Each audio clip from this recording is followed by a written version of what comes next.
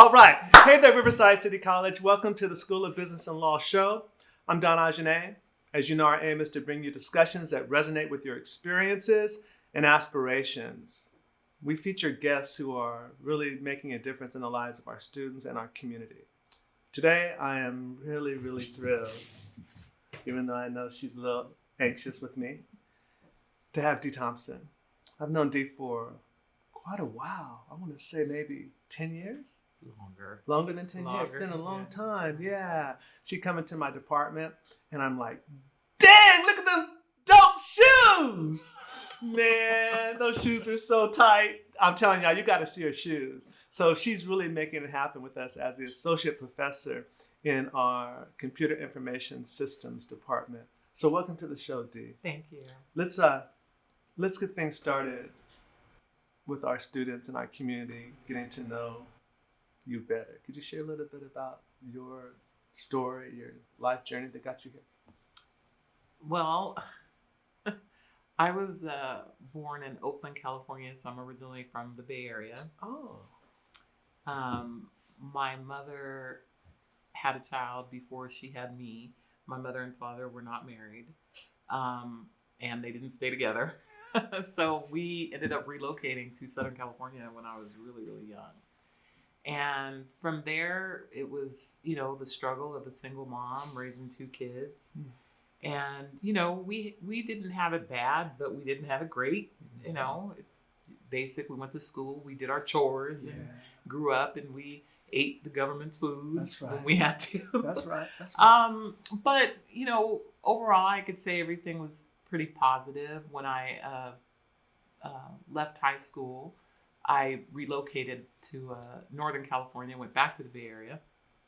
And that is where my journey as an adult, I think, truly began, because I was on my own. Oh, wow. I did live with my grandfather for a time, but I very quickly decided that I wanted to be on my own. And I saw my first computer. It was an Altair at a museum. And I did not understand what this thing was. Wow. It looked like something from the Jetsons. I don't know if you remember that cartoon. I do. Of course I do. To me, that's what resonated in my head. This was futuristic and Wow. very just overwhelming to me. And How I old had were you? to know. How I old was 19. Okay, so you went through high school. Yeah. Where'd you go to high school? Ramona. You went to Ramona? I went to Ramona High. Rams. Yeah. I love it. I love it. Yeah. And so I had to know everything about this. Meanwhile, I had jobs at Winchell's Donuts. I had jobs as a Girl Fridays, what they used to call support staff back in the day. So I've always been around, people in the professional industry, but I never went as far as a typewriter, a manual typewriter. Gotcha. So when I saw this, I thought, I have to know what this thing does. I have to know what it is, how it works. And so I signed up for a vocational school with, back then they called them secretarial schools. Yes. And I learned my first two programs, WordStar and Lotus 123.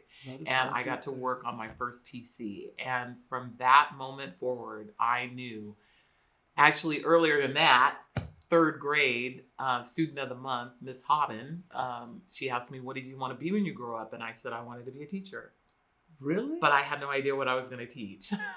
So when the computer thing came into play, I thought, oh my goodness, I've got to spread this, because people weren't using them, except for in school. When I was going to vocational school, I saw people using computers, but then in industry, everyone was still using a typewriter. And I'm going, what are you guys doing? You need to invest in one of these machines, so.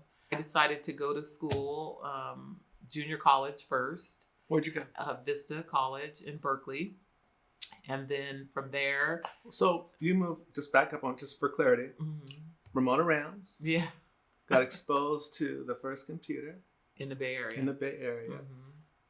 And just decided to go to school up there. Yeah. And what school did you go to again? Vista. Vista. Okay. Vista College was my first college that I went to in Berkeley. Okay.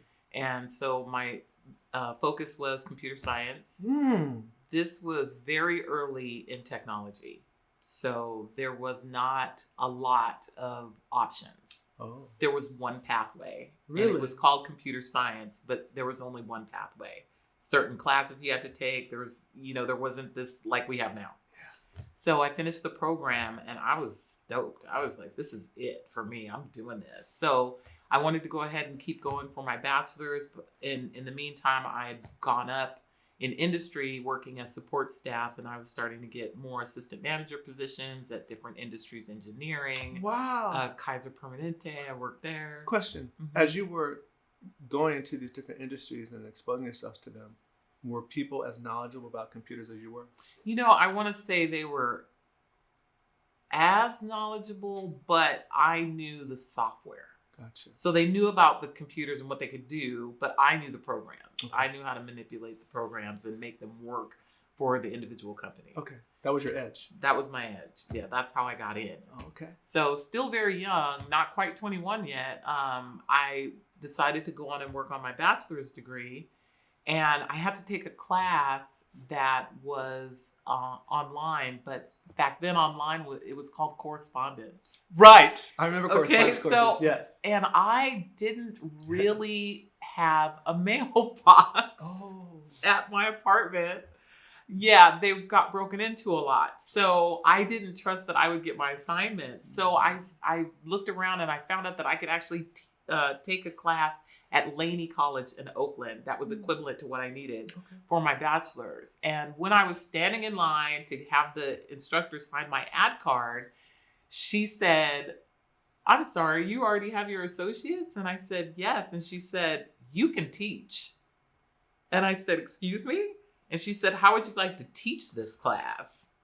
And I said, "Okay." Wow. For real? Yeah. She just offered you that opportunity. She offered me the opportunity right then and there. And I have never stopped since then. And that seems like fate. It was amazing. It was amazing. It was my first time in that type of role. I've trained employees before, like sitting one-on-one, like, me over their shoulder. Okay, yes, click there. Yes, type that, but a whole classroom, I was like, beyond, like, I thought it was a dream. I was literally pinching myself. So I TA'd for the first semester so that I could get my just so everyone teaching assistant. Okay. So I TA'd for this instructor just for the first semester to get my credential that I needed for my bachelor's, and then I started teaching while going to school at the same time. So you're working and going to school at the same time? Yeah, working and going to the same time. How many hours a week did you work? I was part-time faculty, so up there it's a little bit different, but I was able to take about 3 to 4 classes during a normal term, and then in the summer I would take up to 6. Wow. Yeah. So listen, as you've seen, most of our guests are like us. We just didn't have the opportunity just to come to school, and we had to work and go to school. So you can do this because Dee's done it, I've done it, and other guests on our show have. Yes. That's good. Okay, so you were going through school. You're teaching, which is pretty amazing. You're teaching at the school that you're going to. Yes. Yes. Wow. Was there any challenges in that for you? No. No? No. Wow. No, most of the students were a little bit younger, and I'm quite tall, so I don't know why that made a difference, but I guess it kind of gave me this air of importance. Gotcha. I say. I got you. But we never crossed. I didn't have any students in the same class that I was taking, so it was all good. And it was only for one semester, so it worked out. So where'd you get your bachelor's degree in? I got my bachelor's in business information systems. Shortly after, that was like 2 years. Yeah, 2 years. And then right after I completed my bachelor's, I decided to relocate to Southern California. Come back to Southern California. And I worked at a law firm in Los Angeles doing a dissolution of a law firm where all of their records needed to be categorized and put in, they wanted a paper filing system. And I was like, people, they have software applications for this. Let me just create a database for all this information. Oh, wow. Yeah. And I'll show you how you can like ask questions. They're called queries. Yeah. And I can run reports for you. And they were looking at me like I was speaking a different language. So I just said, okay, just let me do it. So in the meantime, I was looking for teaching positions and no one was hiring. And I was putting down, my everything on my resume. I had it looked over and made sure it was technology, but I wasn't getting any hits. So in the meantime, I figured I'd do this law firm gig. Then I got really familiar with Visual Basic and Microsoft Access and SQL. Mm-hmm. And so it became a thing. And so I started designing databases. Did you really? Yes. And at the law firm, and then like one firm within the law firm would say, hey, we know somebody that can do this for you. So then I was getting consulting work. So I was charging, good money. I was charging $225 an hour just to sit and talk to me about designing a database. How old were you? I was, by that time, mid-20s. Woo, that's good. So it was like, I was just naming my price. Yeah. These law firms in LA were like, they were blown away by the technology. So it was great. So then, a little bit after that, I did that for a little while. And then finally, I got a call from Bhatia. Wow. Did you really? Here at Riverside City College. So Cy was the chair back then? Cy was the chair, and he called me and said, I saw your resume and I'd like to come in and meet, I'd like you to come in, I'd like to meet you. And I was like, great. By then I was very established in the database world, out here in Los Angeles and a couple of areas around Southern California. So I didn't know if I wanted to go to teaching because of the pay difference. Oh yeah, big pay difference. But I missed my first love, teaching. And so I did the interview and he hired me right there on the spot. And I've been here ever since. And that was in 2001. Wow. And Cy retired, 3 years ago? 4 years longer ago? than that. Has it been longer than that? It's been a while. Cy's a big guy. Yeah. That's awesome. Thank you for sharing that background with us. That's good to know. Good to know the background of the people who teach here, because it gives, I think, all of us an opportunity to connect at a deeper level. Yeah. So one of the things I always think about is you and I several years ago took a group of women to a conference. Yes. What was that conference? That was WISIS, Women in Cybersecurity conference in Nashville, Tennessee. And could you share with our students what that organization is about? So the organization is really about women in technology, supporting each other, coming together, working together, learning together. And the organization was founded by one woman, I think two women, actually, might have been two women. And they started off with this small little group. They decided to come together and share their stories about working in technology as women, being the undersex in the industry. And it grew from this group of maybe 100 to 200 women to like thousands.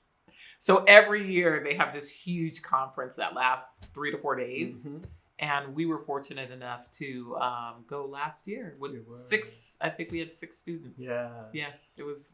How was that experience for you as a woman of color who had started off when there were very few people who were in this industry, particularly women? How did that feel? How was that experience for you? I mean, I've known about WISIS for quite some time. But to go to the conference and see all of it was literally a sea of women of all cultures. It was overwhelming. But it was very encouraging. And you know what? I almost felt like home. Oh, wow. I almost felt like home because everyone was engaging. It wasn't like a concert, where everyone's like just high off the vibes. Yeah. We all belonged there. Yeah, that's real. And that's what it felt like. You felt like you belonged there. Well, that's beautiful. So it was an amazing experience. So y'all, I wanted to bring this up with you all who are seeing this, and I'm hoping the women who are watching this will pass this on to other women. There's opportunity for you in the area of technology. Lots of opportunity. And this is a resource for you. She is someone you can speak with who is willing to help guide and support you on your journey because she's been through it and she understands it. So please don't forget to talk to Professor Thompson about this. This is awesome. Okay, so we talked about project, or are there any other projects on campus that you're kind of involved in that you want to share? Share your classes. Okay, so I am with you, a co-advisor for WESIS Club. There is a project I'm working on that's not been announced yet, but let me just say it deals with women who are exclusively online students. And we are coming together, a group of admins, putting together this group to support them. And so stay tuned. It's coming out very, very shortly. Beautiful. The classes I'm teaching now are in the technology department. I teach Introduction to Computer Information Systems. I also teach a cybersecurity course, A+ certification prep course, CIS 25. I've taught a variety of classes in technology. So as part-time, we switch around a lot of our classes, but more so I'm in the CIS department. So you can look for my name, Thompson. For any of the classes you may be teaching, I'm happy to give you kind of a prelim to what you're going to come up against or what you're going to need to know for the classes. But the one thing about technology, just if you don't mind me saying, Please do. Technology, you don't need to know very much. Technology is always evolving and you evolve with it. So as you come into something, you're not the only one new to it. And so it's really kind of better to come in not knowing very little or not knowing a lot because you can grow from that. Wow. And so you shouldn't be intimidated just because technology is behind the name of a course. I hadn't thought of it that way. Yeah. That's good. That's real good. Thank you. What are you teaching? Do you know what you're teaching in the winter yet? Or spring? No. Okay. So we'll make sure we have her email address at the bottom so that you can reach out to her if you want to ask questions and things. Absolutely. Okay, let's dive into some real talk. What keeps you inspired? Students. Oh. Students and technology. So it's interesting because students and technology, I'm learning, they evolve, right? And they're ever changing, just like technology. So every, I don't know, I want to say couple years, there's like this boom in technology of something new that's come out. Now, the new thing is AI. Mm-hmm. So with students, you had a set of students that were different from 2 years ago that are coming out now. Yes. So I feel like I need to understand the students in order to help them through this technology journey. What they do know, the student of today is very different from the student 5 years ago. The students today are born with iPhones and tablets in their hands practically. But do they know the terminology? Do they understand what they can take with that knowledge? Not necessarily. So we're still needed. Right. And so they motivate me to stay on top of technology. They motivate me to stay informed. And that's why I'm constantly taking classes, going to workshops, and doing things so that I can stay in the now. And I kind of sneak a peek at my son's Discord server sometimes, so I can keep up with the slang or what's going on. So really, it's the students that keep me here. They keep me here. They keep me wanting to do what I do. This sounds more than a career. It sounds like a passion. It's my life. It is.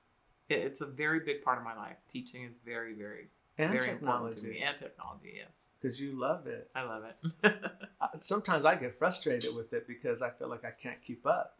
So I'm a little jealous of that with you. No, I think everybody just has to get into it. Even if it's just learning a new app on your phone or just installing a Ring camera, it really starts very, very small. You don't have to have my degree of knowledge just to be tech savvy. You're tech savvy when you know how to send an email or when you know how to upload a photo. Y'all, I'm tech savvy. I know how to send an email. I like that. and it'll be a well-written email.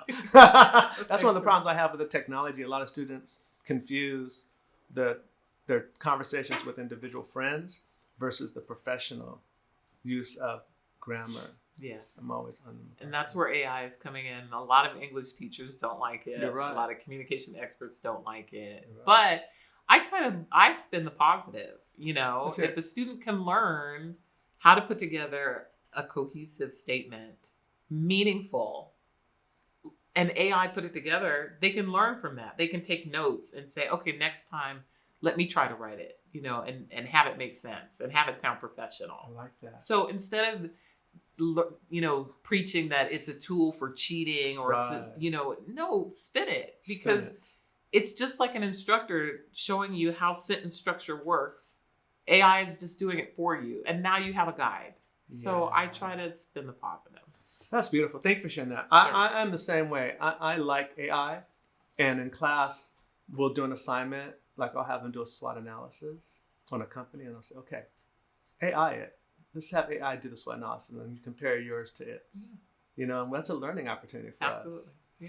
I actually had AI set up my upcoming vacation. I'm going to St. Lucia. And I asked it some very direct questions. When we arrive, what I like to do on certain days. Can you make recommendations of places to eat? This is what I like to eat. Yeah. And it gave me an agenda that is fabulous. You hear me? It's fabulous. I can't wait to try. I'll let you know how AI worked out. Okay, so as you know, college life can be hectic. How do you stay sane and keep this good energy, this good vibe that you always give up amongst all this chaos? You have to stay away from the negative. There's a lot of negativity going around, and you have to learn to separate it and tune out. Wow. So I am an avid video gamer. Are you? Yes. What's your favorite video game? Right now it's 7 Days to Die. I've never heard of it. I need to check it out. It's zombie apocalypse. Okay. So it's open world and it's role playing, so survival. Okay. And I love being, just out there planting my food and nice. I want to check skinning it out. Animals. Yeah. So I tune out. I get away from my real life and I go and immerse myself in gaming. I just take time for myself. This is all, students are always, on edge and everything is right now for them, and they're urgent, I answer my email, do this. You just have to turn it off. And then I go do something that I enjoy. And I make sure that I take that time out just for me. I do that every single chance I have the opportunity. I do that. Do you really? Yes, absolutely. Absolutely, yes. I think I can learn from you. I don't do that very well. No. Wow, that's amazing. So, sorry, I could just kind of reflect on that. So you're telling our students that they need to take time for themselves? I think one of the challenges students have is when they get here, they're under pressure to pick a major, get your classes, go to class, spend 2 hours for homework. You know what students really need to do? What do they need to do? Slow down. You can look at that camera and say that. Slow down. There you go. And read. Concentrate on this semester right now, these classes right now. Let's do that, because we don't even know what's going to happen with our schedule in the next couple months. We don't know. So slow down, be in the now, breathe, read, and reach out to your support system. There's a huge support system here on campus through engagement centers, through counseling, through some of your professors. And don't be afraid, respectfully, to question your professors, right, because they do make mistakes. We do. Sometimes they don't have all of the information that you need, and you can respectfully question that. Right. So I think it's really important for students to kind of slow down. I know they always say hit the ground running. No, I don't agree. I'm gonna agree with you. No, I'm serious, because I think that's one of the reasons why we have to deal with mental health issues, because it's that constant, immediate running. Yes. Oh, that's good. Thank you for sharing that. Yes. All right, because you know how I feel about music. I love music. It's a big part of my life. So one of the questions I always ask is, because music is part of my life. What is your life soundtrack? If you had a soundtrack that represented you, your anthem in life, what would it be and why? I'm laughing because my husband actually asked me this the other day. So there's a music streaming application, I won't name it, but you're able to put in like maybe your favorite band, and then it creates a station based off of just that artist. Okay.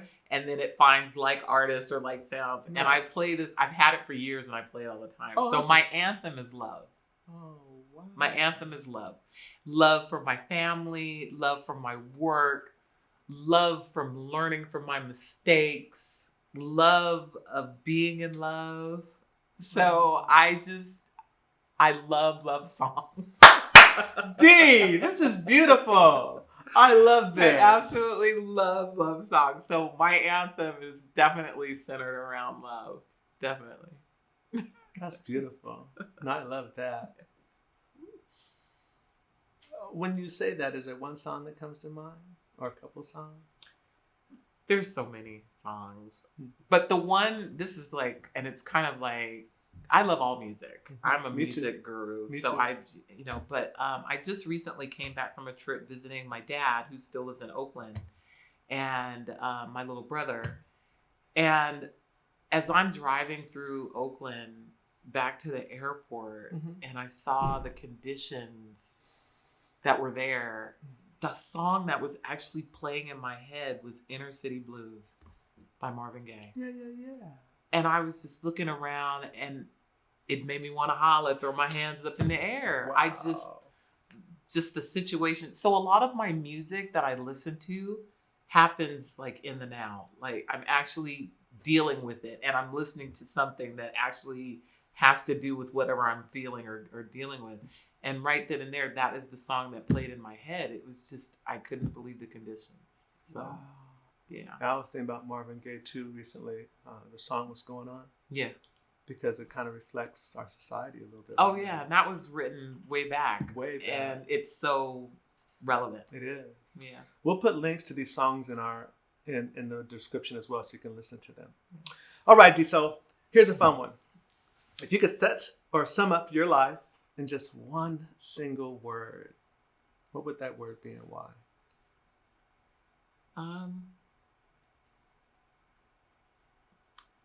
Multifaceted. Whoa. Multifaceted. Yes. Lots going through my head now. So what do you mean by that? So if you think of a diamond, and and as you kind of move it around, you see how the different faces it has and kind of sides to it. I feel like my personality is extremely complex, and my relationships that I have are complex. There's many. I feel like I'm adaptable, or I adapt to many situations, many cultures, many days, many jobs, many people, just all of it. And so I've never followed just one path. I've always gone in different directions. I've always wanted to learn a little bit of this and a little bit of that and try to apply it to whatever my goals are. So I see myself as not being just defined. I feel like there's just too much of me.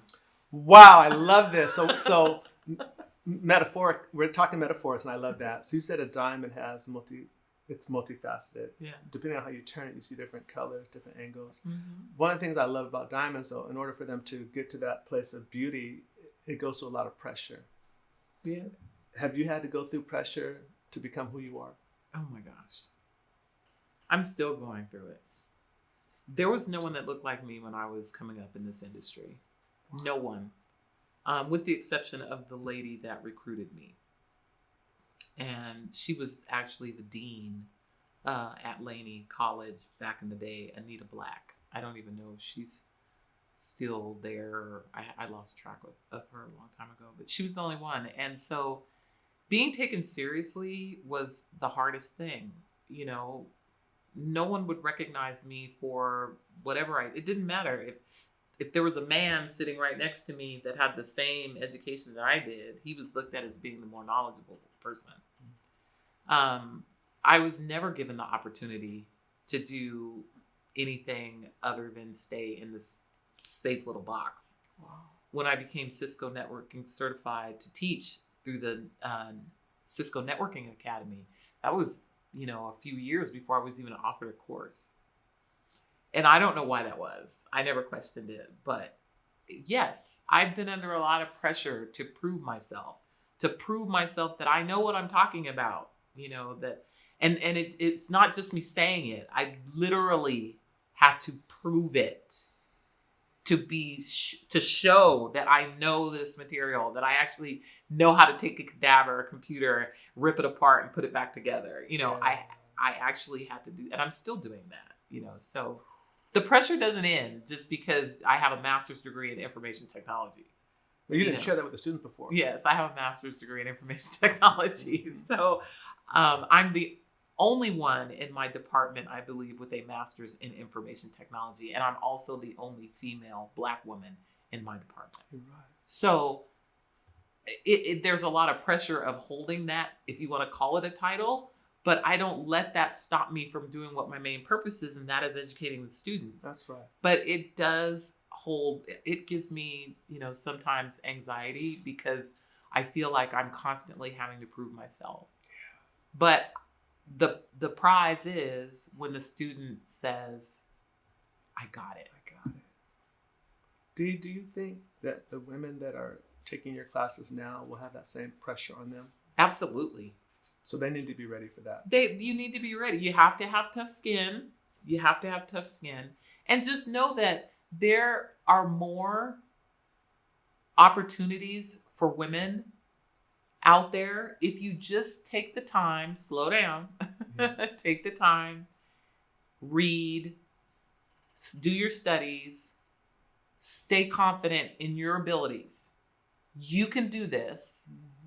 You will be able to do this. And just remember that no matter what, you are going to have some pushback. Just push a little harder. You will get there. Oh my. That's good. I was going to ask you to leave a bit of wisdom for our students, but I think you just did. That's good. Thank you. You're welcome. Wow. Y'all, this was a great session. Dee, thanks for sharing your wisdom with us. Thanks for sharing so honestly about your life and what it took for you to get here. I really, really appreciate that. Next time, I'm going to have another guest that I think will intrigue you as much as Dee has. So we look forward to seeing you next week. Take care. And again, thanks for being here, Dee. Thank you for having me. Take care, y'all.